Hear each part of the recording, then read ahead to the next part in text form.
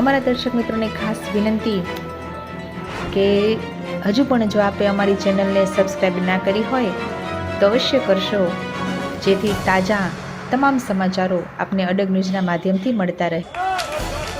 બધાના phone record થાય છે કે કોઈની હારે ફોન ઉપર વાત ન કરતા એવું ભાજપ વાળા કે પોલીસ વાળા દીકરીને ધમકાવે છે. મારી પાસે રેકોર્ડિંગ છે, મેં બોલે છે ફોનમાં હું નહીં બોલો, અમારું રેકોર્ડિંગ થતું હશે. કોને ધમકાવ્યું એવું દીકરીને રેકોર્ડિંગ થાય છે?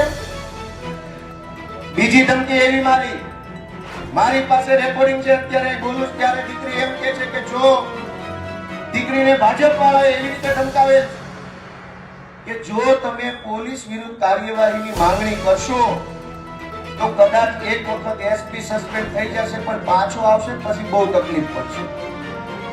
દીકરીને આવું કહેવામાં આવ્યું કે પાછો આવશે પછી તકલીફ પડશે. દીકરીનો ભાઈ જીવે છે, દીકરીને કોઈ તકલીફ પડવા નહીં દઈએ.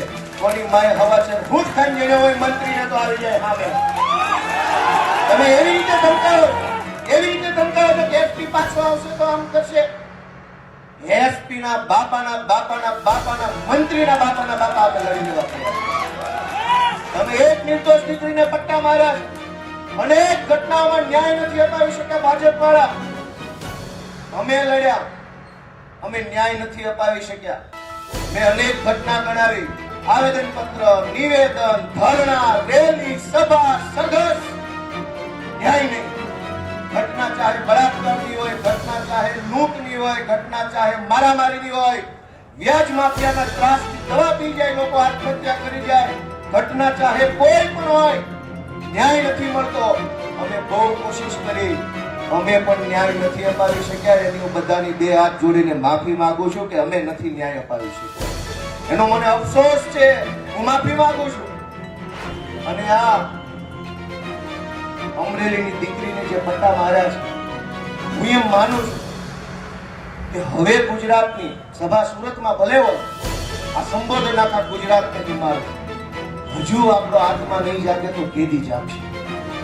આપણો આત્મા જાગી જવો જોઈએ કે આ શું તમાશો હાલે છે, આ કેવી રીતે હાલે?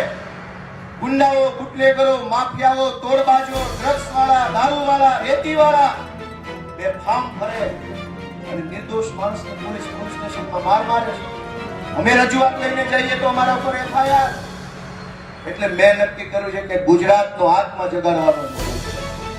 અને મેં નક્કી કર્યું છે કે અમે ન્યાય નથી અપાવી શકતા દીકરીને. અને એટલે દીકરીને જે પોલીસે પટ્ટા માર્યા છે, એ પટ્ટા આજે હું ખાઈશ જાહેરમાં. અને મેં નક્કી કર્યું છે કે આ દીકરીના પટ્ટા માર્યા છે, એ પટ્ટા મને મળવા જોઈએ. અને ગુજરાતનો આત્મા જાગવો છે.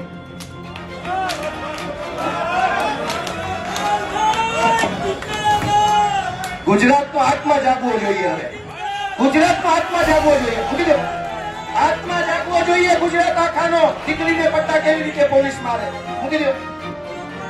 ગુજરાતનો દોસ્તો આત્મા જાગવો જોઈએ. આત્માની અંદર લાગવું જોઈએ. દીકરીને પોલીસ કેવી રીતે પટ્ટા મારી શકે? દોસ્તો, આ સજા મને મળવી જોઈએ.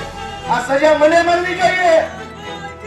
જેને દીકરીઓ, ગુજરાત આખાની દીકરીઓ પર અત્યાચાર કર્યા, સજા મને મળવી જોઈએ. દોસ્તો, અમે ન્યાય નથી અપાવી શક્યા અને મને અફસોસ થાય છે. અમે ન્યાય નથી અપાવી શક્યા.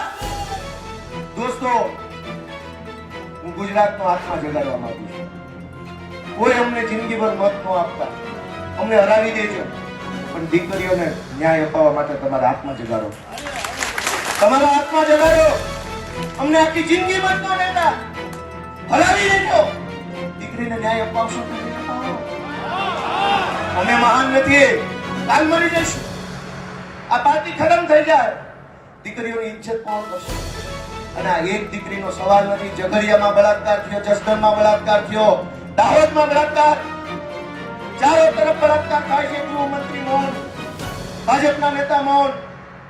ન્યાય માંગવા જઈએ, ન્યાય મળતો નથી. હવે સાચો ન્યાય ગુજરાતની આ જનતા કરી શકશે. એટલે ન્યાય માંગવા તમારી પાસે આવ્યા.